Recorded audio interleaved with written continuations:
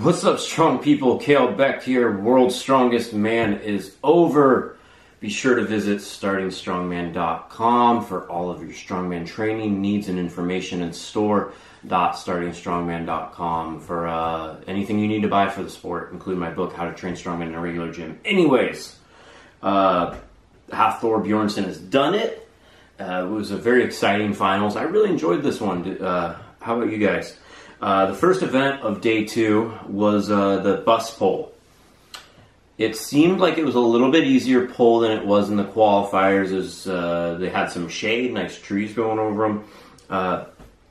And the first shock was when Shaw went and got a time of 36.76 to be a new leader. Other people right up there, were in the 40-ish range. I think those are the first two to break under 40. And then Belshak went and got 36.75. Wow. First off, I totally underestimate how good of a truck pull he is. Surprising, and 100th of a second. Pretty sure they use hand times at Worlds, and if so, they really need to go to lasers, because there's that's stopwatch error. But that's a big points, and that kind of it started off day 2, and it really put Kilkowski and Thor, who went 1 and 2 respectively in the event, with Kilkowski winning, of course.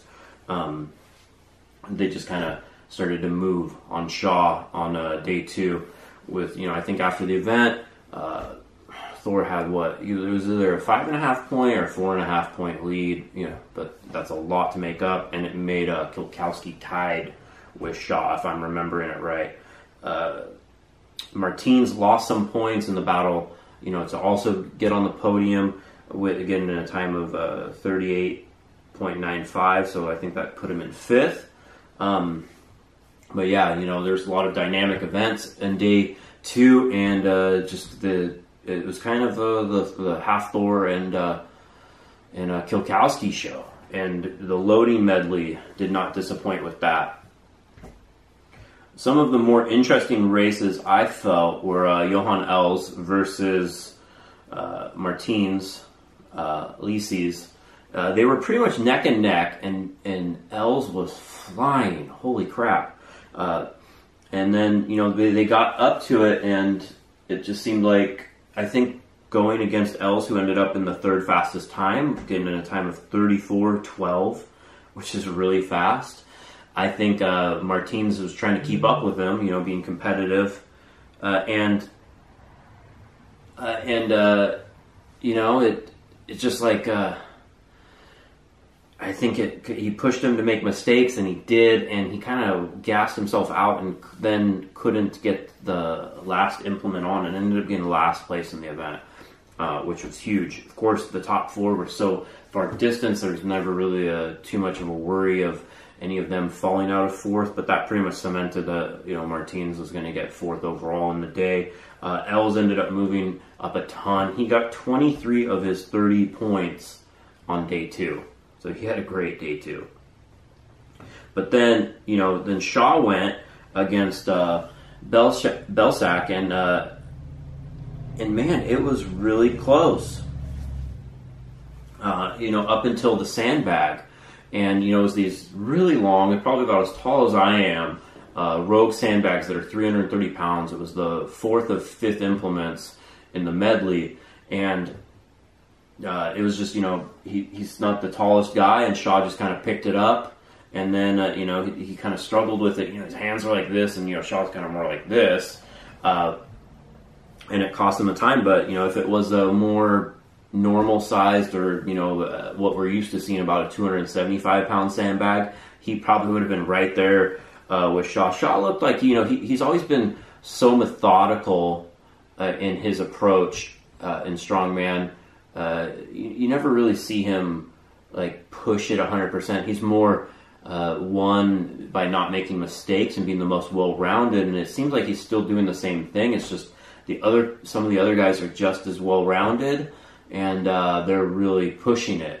He's always been smart and a methodical competitor. It helps him sometimes, like on the car deadlift yesterday. He maximized his points, but stuff in the medley, he lapped a couple of the implements at the end where the guys that were faster just picked it up, and they could have made mistakes. Like Martins went for broke in that same vein and ended up getting last. So, it's just kind of how it goes. But then we had the you have to go on. I reposted it on Instagram and Facebook and on Starting Strongman. You have to go and watch Hafthor Bjornsson versus Kilzakowski on the loading medley. They ended up, it was like they were right step for step, and Kilzakowski was keeping up with Hafthor, who's 100 pounds heavier than him.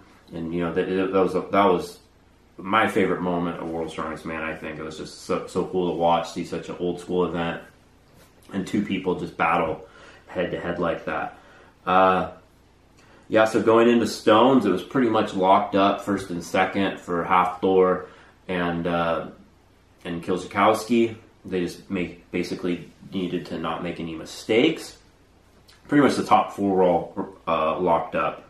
So. It ends up Johan Els is the only person to load all five. Hafthor did load the fifth, but he didn't need to, so he just kind of loaded at the end. But it went on right after the buzzer, so it didn't count.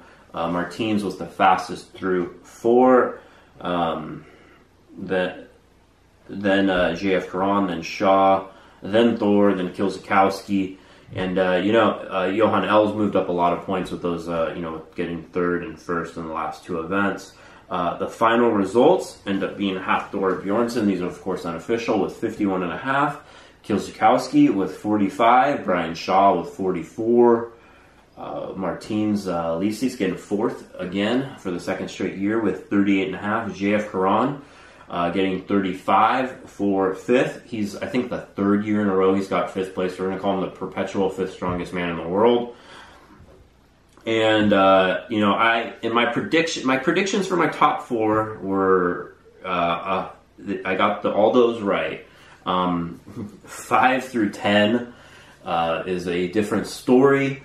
I overestimated how much a torn hip flexor would affect JF Karan, who's a tough Canadian. And I guess you can just slap that back together with maple syrup and you're good to go, and you're still the fifth strongest man in the world. So congrats to JF. Johan Els, I just didn't know too much about. Belshak fared that, Els got 6. He moved up a ton on day 2. Belshak in 7th. Right around where I had him. Robert Obers I had higher. I think he could. It's his best place. It's his best finish at Worlds, so has to be proud there. And the first time he's been back in the finals in 5 years, and he's also way lighter and a whole different kind of athlete, which I think helps. It's a good way to be going forward if they're going to do more of these kind of contests with these big medleys and stuff. And there's stuff like he had one little slip up. He had a bunch of torn hands on. From the frame, like most everyone else, and slipped on the sandbag, but he was a second off of Shaw, so right up there. And that's just kind of how it works. Like, you end up looking at this score sheet at the end, and it's like, oh, this guy got this, and it's like, no, it's just really just one little move that cost you 3 points here, 2 points there, 1 point there, or the vice versa, where you went that it worked out for you, and you could easily be, instead of in 8th, be in 5th. Or 6th, or instead of being in 4th, be in 2nd. That's just kind of how sports work. So you have to see the whole thing as a whole and really study it to see how close everyone is. Of course, Gymnasia had horribly torn hands, so he ends up in 9th. So he's pretty much injured. Zydrunas Savickas didn't compete in day 2. He has some sort of Achilles, and I've also heard a bicep problem. So he ends up in 10th. Hopefully he heals up. But yeah, it was a fun finals. Looking forward to seeing it. Some of the stuff I want to cover. This is the first time. Thor's won. I think he's been on the podium. He's been on the podium for, I believe, the last 5 years or so. Those frames really. The frame being the first event really affected a lot of this going forward. I don't think it mattered into who ended up winning or on the podium, but just, some of the points in between, you're pretty much taking the hands away of a lot of the competitors to be at full capacity before they even start the finals. So let's get some new handles if we do that again, please. I don't think Brian Shaw's gotten any worse. I think other people have just gotten better, and him playing so conservative and being smart and methodical, I think he needs to start competing with a bit more fire. He's also, I think, other than Karan, the longest, the biggest, and Zadrunas, obviously, the guy who's been competing at Worlds the longest. So, he's getting older at this point, but, he's still there. I don't think he's done by any means. If you can still make the podium at Worlds, you should definitely still compete. There's nothing saying he can't continue to improve, but I just think other people have caught up, and his style of being the most well-rounded and smartest. Kind of got to take some risks a little bit here. Eddie Hall took risks last year. Hafthor, he's pretty conservative, but he went for it. Kilkowski definitely went for broke, and it paid off, and he got that second. I think he was the funnest person to watch this weekend. Kilkowski. But that's fun. Another fun thing. I'll let you guys. I want to you guys to answer this. I might cover it in a future video just for fun.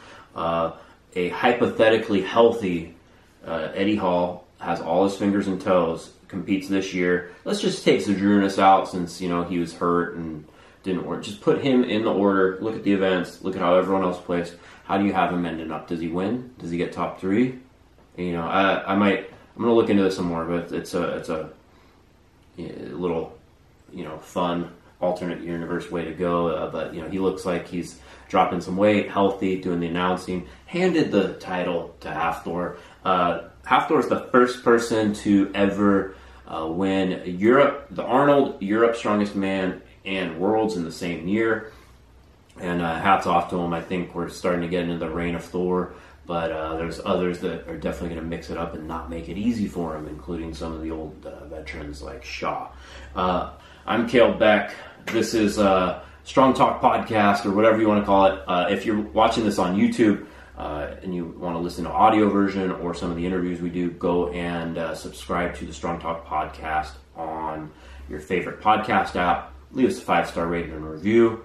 If you want to support the content that I do, go to patreon.com/startingstrongman, and of course, or just sign up for coaching, different programs, etc. at store.startingstrongman.com. Follow me at Let Kalle Lift, and follow at Starting Strongman, and we'll see you all again next year.